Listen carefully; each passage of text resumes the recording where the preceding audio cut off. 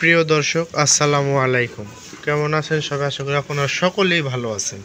এই তো আমার খামারের কিছু আজকে একটা আনকমন একটি ভিডিও নিয়ে আসলাম। আপনারা সবাই আমার চ্যানেলটা সাবস্ক্রাইব করবেন, শেয়ার করবেন, যেন অন্য যেন খামারিদের জন্য যে জায়গায় যিনি কি ভুল আছে খামার করার, সেই জায়গায় যেন আমি ভিডিওটা দেখে যিনি সেইটা যেন শিখতে পারে।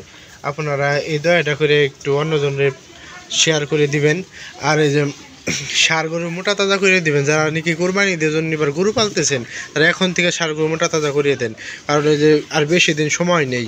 আর যেগুলো ষাঁড় যে মোটা তাজা আছে তাদের তো আছেই, মোটা তাজা থাকেও তা ওই তা যে থাকেও, তাহলে না খাওয়ানটা পরিমাণ মতো রাখবেন, যেন কম যিনি হয় না, যেন মাংস যিনি কমে না, যেন বাড়ে, যেন সেই পরিমাণের খাওয়ান দিবেন। আর অল্প বয়সের এই গরুকে, বকন গরুকে হিট আনার একটা কৌশল আছে, সেটা আমার কাছে আছে। আপনাদের যদি একবার লাগে বললেন, আমি আপনাদের করে দেব। আর আগামীকাল একটা অর্ডার আসলে, সেই অর্ডার করে দিছি। সেটা হলো মুখে রুচি নেই, খাই কম, সেটারও আগামীকাল একটা অর্ডার আসলে, সেটা দিলাম। আর আপনাদের গরুর যদি একবার হিট না আসে, বাচ্চা কনসেপ্ট যে না করে, আমার সাথে যোগাযোগ করবেন, দেখতে পারবেন আপনাদের মাশাল্লাহ ভালোই রেজাল্ট আসবে। আগেই বললে কী করুন, একবার নিয়ে ট্রাই করে দেখেন। আর যাদের হিট আসে তাদের তাই লই, তাদের কিন্তু আর কোনো গল্পই নেই, কথাই নেই।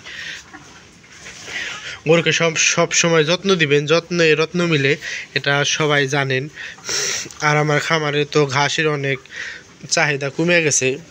এটি হলো সাইলেস, এটি হলো যে ভুট্টা আছে না, আমাদের যে চকে যে ভুট্টাগুলো আমি দেখাইছি আপনাদেরকে, সেই ভুট্টা এক লাইন করে কেটে এনে আমাদের গরুকে দিতাছি, কারণ আমাদের ঘাস অনেক কম।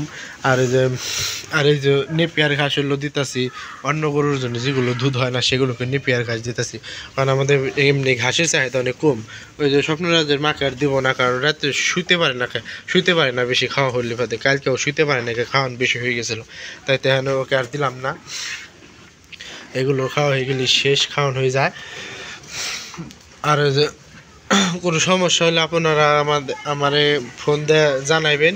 আমি যতটুকু সম্ভব আমি ততটুকু আপনাদেরকে বলার জন্য চেষ্টা করব, কারণ আমি এককালে কিছু জানতাম না। আমি এর ফোন দিতাম, আস্তে আস্তে এমনি শিখতে শিখতে আমি আজ এই তৈরি এসেছি। তাই আপনাদেরকেও বলতেছি, আপনাদের কোনো সমস্যা হলে বলবেন, আমি সর্বোচ্চ চেষ্টা করব আপনাদেরকে ভালো সিদ্ধান্ত দেওয়ার জন্য। আর এটা হলো আমাদের সাইলেস, আর এই কটুক আছে তাই শেষ। আর এই কটা হলো নেপিয়ার। আজকে 3 ভাগে ঘাস খাওয়ালাম, সাইলেস, নেপিয়ার, আর হলো ওই যে কপি। কারণ কপিও বাজারে আমাদের ভালোই দামি যায়, 15 টাকা 14 টাকা একটা পিস হিসেবে যায়। আমরা বিক্রি করব, কিন্তু এত বিক্রি করবো না, কারণ আমাদের এই যে বললামই তো, আমাদের খামারে ঘাসের চাহিদা কম আছে।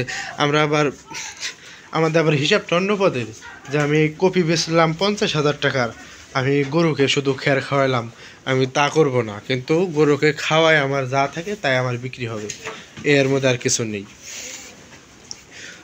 এ তো আমাদের বকনা।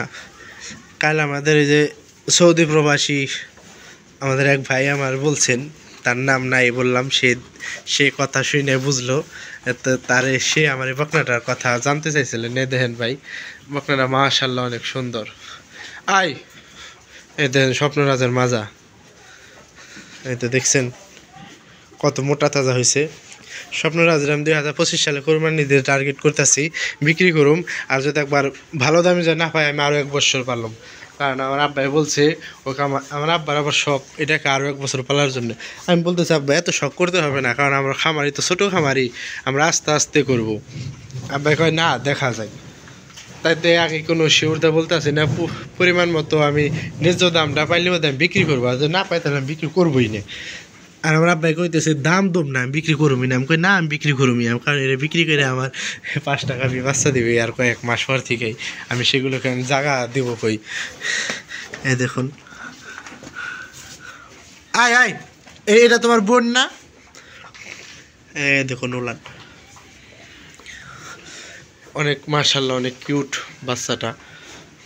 আর আরেক ভাই বলছেন, ভাই গরু আল্লাহর দান, কিনা গরু আল্লাহ আপনাকে দিচ্ছেন, আপনি হিন্দুদের নাম থুয়েছেন। ওই ভাই হিন্দুদের নাম ছিলাম, এটাকে লক্ষ্মী বলছি কি এর নিকে আপনাদের আপনাকে সে ভাই যদি ভিডিও দেখেন তাহলে তো বুঝবেনই। আপনার খামারে বা আপনার অন্য কিছু যদি একটা জিনিস বেশি বেশি হয় তাহলে আপনাকে তাকে লক্ষ্মী বলবেন না। যেমন আমার ধারায় গরু কম বেশি আল্লাহ দিতেছে, আর আমার বাড়ির সবাই তো আমার লক্ষ্মী কয় যে ও একটা লক্ষ্মী ছেলে, ওর জন্য আমার এতটি গরু হয়েছে। তো এটা কথার কথা, যেটা দেয় তো সব আল্লাহ দেয়। তেমনি আমরা এটা 15টা বাচ্চা দিছে, এখনও হিট আসে 15 দিন পর পর। আর ওর প্রথমে আমি 14 লিটার করে দুধ পাইছি, এখন আমি ওর 10 লিটার 8 লিটার করে দুধ পাই। তাইতে আমি কোনো কিছু করে না করে ওকে আমার বেচতে ইচ্ছা করতেছে না, তাইতে ওকে আমি এবার কোরবানি দিব। এবার আমি 20 কনসেপ্ট করাই নিকে, তাইতে আমাদের সবাই লক্ষ্মী করে। আমার ডাক্তার আসে না, ডাক্তারও বলে, ডাক্তার এসে বলে তোমাদের লক্ষ্মী গরু কোনটা জানো? আমি এই তো এটা লক্ষ্মী। এটা কি এটা হিন্দু হইলো? আমি বুঝলাম না। হিন্দু যে লক্ষ্মী সরস্বতী এটা তো তাকে ঠাকুর নাকি না কি না মাটা, এটা আমি বুঝি না।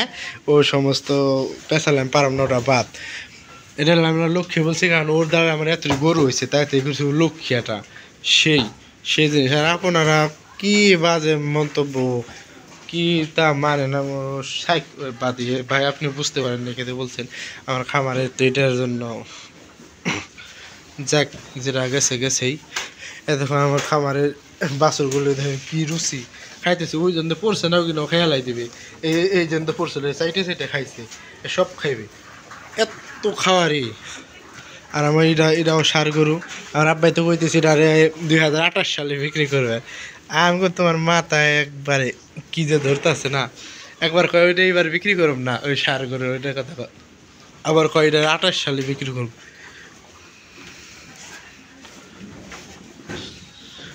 এতে সমস্ত কথাবার্তা কয়। ওই দেখ আল্লাহ দেখা যাক, কারণ আমার আবার ভয় করে। আমরা তো ছোটো খামারি, আমরা তো সেরকম খাবার হতে পারি নাকি। আমারও আশা আছে অনেক বড় গরু বানানোর, কারণ যে সোম বানাবো যেন কি বিক্রি যদি একবার না করতে পারি, তা তো আমার যেন পাখি যেন না বাজে ওকে খাওয়ানোর। আমি সেই সময় আমি একটা ষাঁড় গরু বানাবো।